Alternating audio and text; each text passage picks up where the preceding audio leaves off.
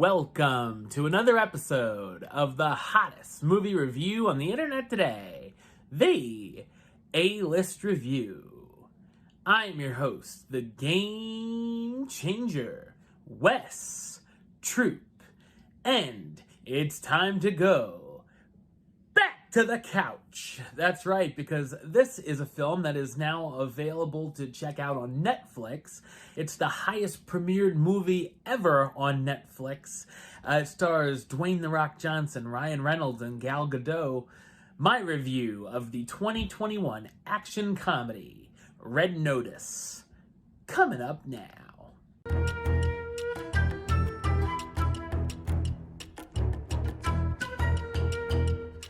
FBI agent John Hartley is on a mission involving 3 bejeweled eggs that were given to Cleopatra from Mark Antony.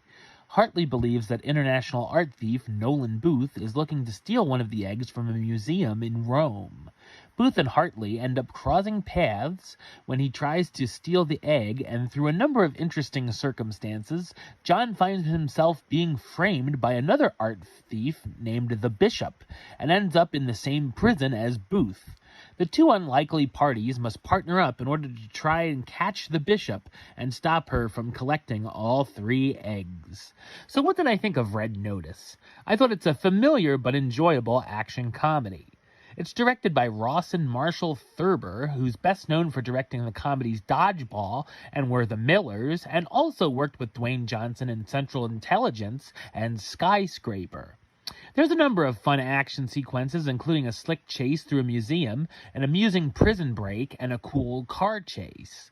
The film also visits a handful of exotic locales, which is fun, ranging from Italy, Russia, Spain, and of course, a jungle, considering it's a Dwayne Johnson movie. The heist portions of the film are about what you'd expect, some over-the-top hijinks with the one-upsmanship between Booth and the Bishop, but nothing too original. It worked pretty well as a buddy comedy, and I enjoyed the chemistry between Ryan Reynolds and Johnson. The two actors pretty much are playing themselves, but it's still fun. Most of the laughs come from Reynolds, to no real surprise, and I laughed out a number of times at his one-liners and his back-and-forth banter with The Rock. The film is also surprisingly pretty self-aware and breaks the fourth wall a bit. The story is certainly something we've seen done before and doesn't exactly have the best writing, but the trio make the material work as best as they can, and their charm helps it squeak by. Of course, the characters keep crossing paths, and honestly is a bit more convoluted than it needs to be, like adding in an unneeded extra random villain. There's also more double and triple crossings than a Pirates of the Caribbean movie with an Indiana Jones vibe. There's a number of twists as well, with each character getting their own twist ending, and I think it goes 1 or 2 twists too many. Some of the surprises are a little unpredictable. Not exactly the best choices, but I didn't see it coming at least. There's also a really bad-looking CGI bull that some of the film's $200 million budget should have went more towards. The ending also sets up a sequel, which I would be up for. The cast stars Dwayne Johnson as John Hartley, the criminal profiler and FBI agent who gets caught up in the egg heist much more than he expected to. Ryan Reynolds as Nolan Booth, the self-proclaimed greatest art thief who steals for the fun of it. And Gal Gadot as the Bishop, Booth's biggest competition, trying to outsmart the duo at every turn.